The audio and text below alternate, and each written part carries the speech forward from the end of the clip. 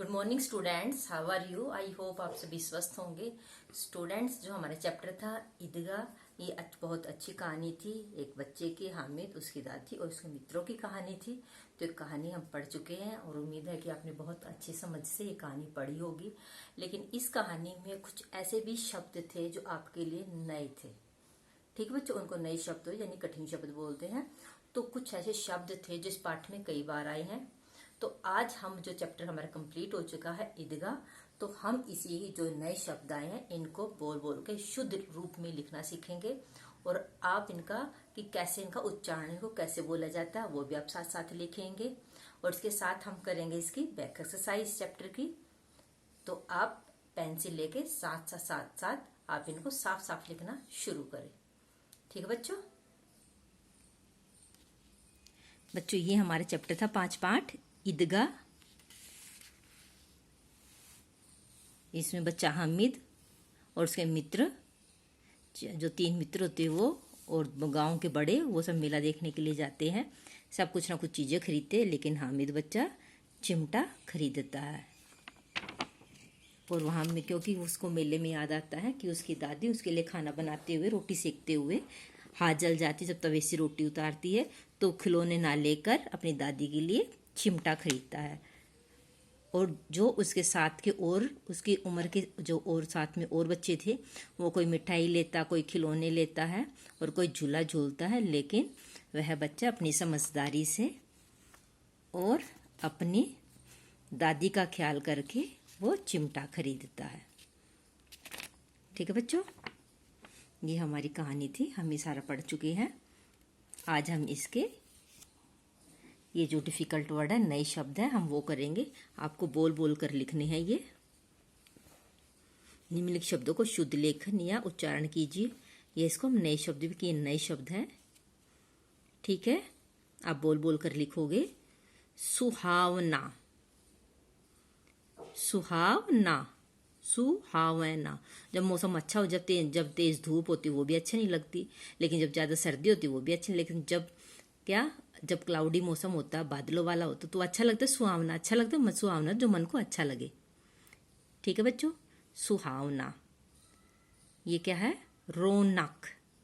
रौनक होती है बच्चों जहां पर चहल पहल हो, जहां पर लोगों का आना जाना हो। जैसे मेले में रौनक होती है ना, सब चीजें अच्छी लगती है, उसको रौनक बोलते हैं। रौनक, रौनक। अगला हमारा तैयारियां। बड़े एक ही मात्र, तय या रिया, तैयारियां। ठीक है, अगर आप ये अक्षर समझ के करोगे, यानी कि मात्राओं के साथ बोलोगे और सही तरह उच्चारण, जैसे तैयारियां, इनका उच्चारण ये है।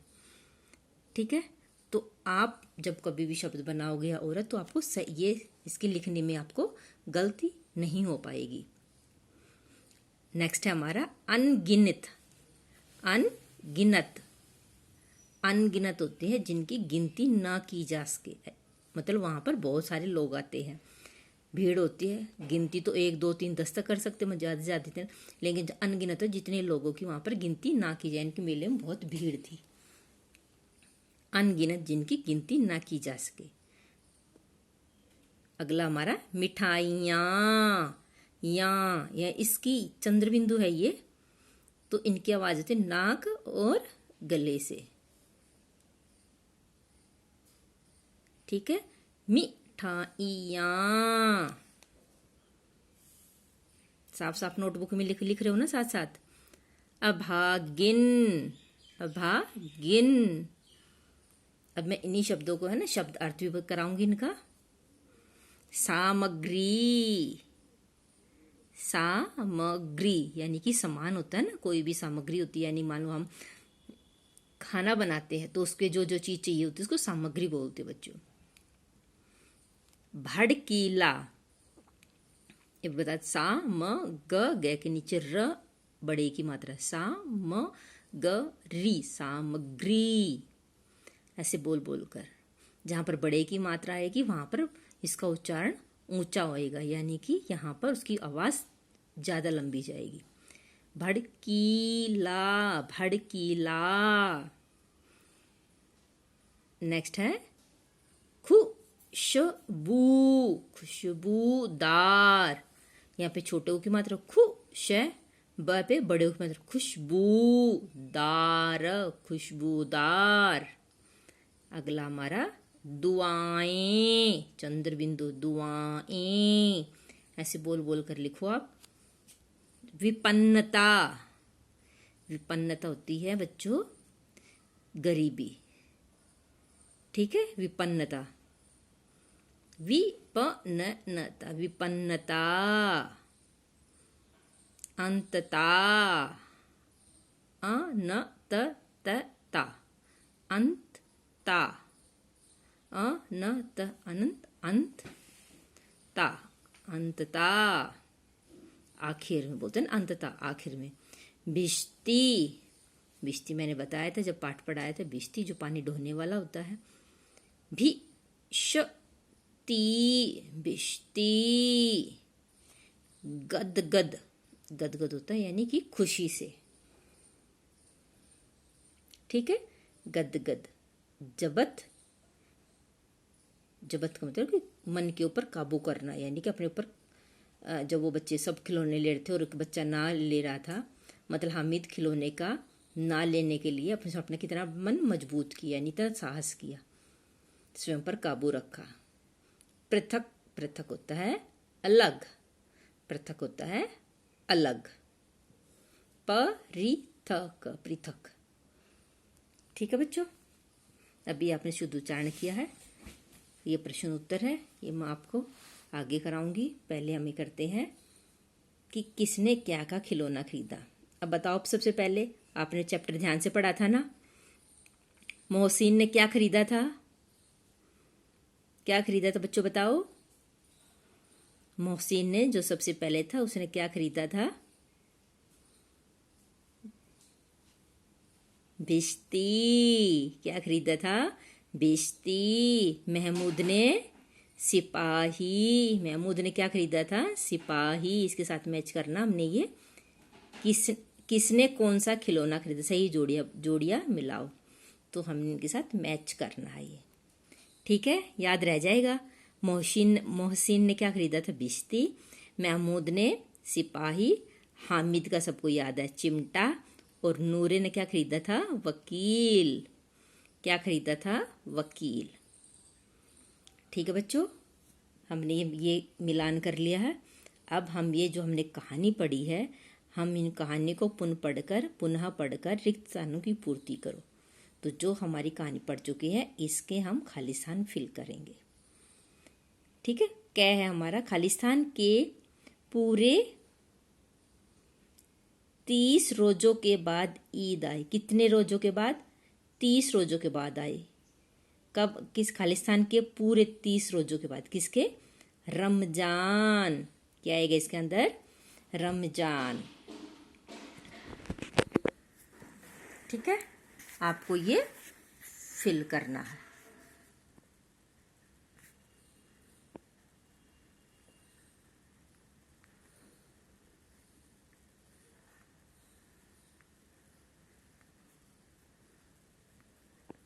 रमजान के पूरे 30 रोजों के बाद ईद आई।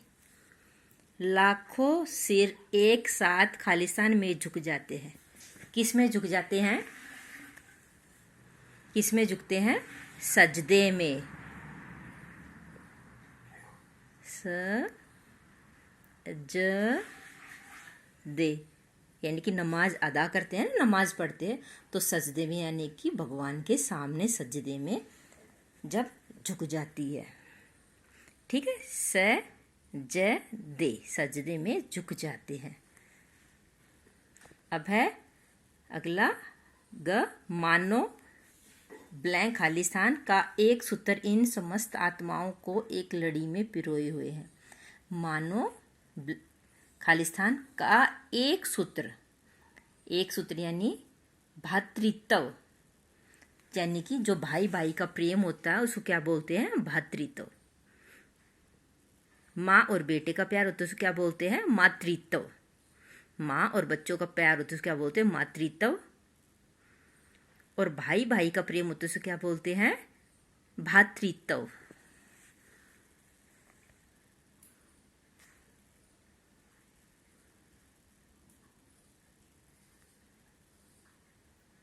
भ्रा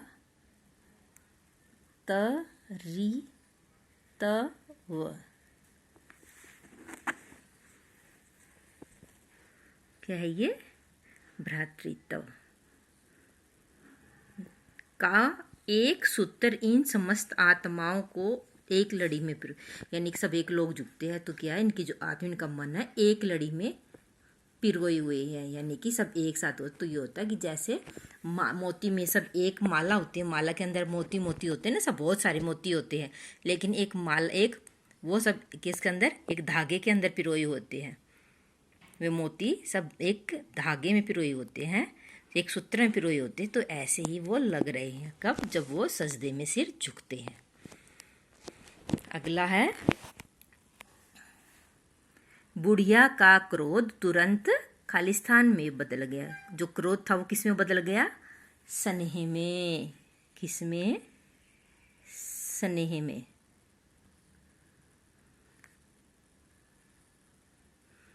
बुढ़िया का क्रोध तुरंत स्नेह में बदल गया।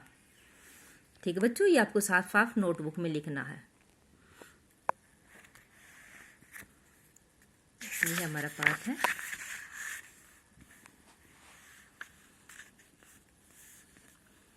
अब ये हमने कहानी पढ़ी थी,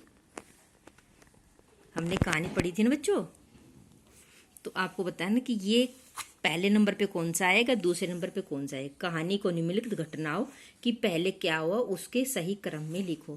पहले नंबर पे क्या आएगा, दूसरे नंबर पे क्या आएगा, तीसरे नंबर पे ऐसे ही। ठीक है, कहानी पढ़ी थी ना, तो हम कर लेते अभी इसी को ही। तुम डरना नहीं अम्मा, मैं सबसे पहले आऊंगा। हम पहले सभी को पढ़ेंगे, फिर देखें सबसे पहले क्या आया था। तुम डरना नहीं अम्मा, मैं सबसे पहले आऊंगा। दादी का क्रोध तुरंत स्नेह में बदल गया। तुम्हारी उंगलियां तवे से जल जाती थी। अगला, हामिद ने दुकानदार से पूछा, यह चिमटा कितने का है? आज ईद का दिन है।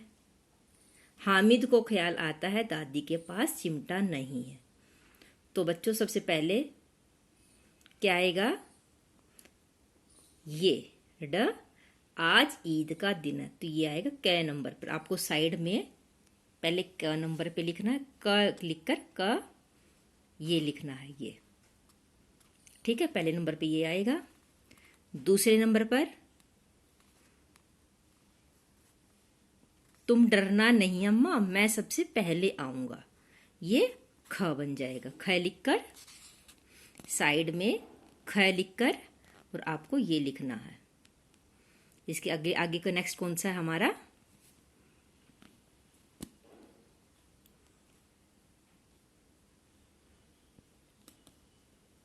ये हामिद को ख्याल आता है दादी के पास चिमटा नहीं है।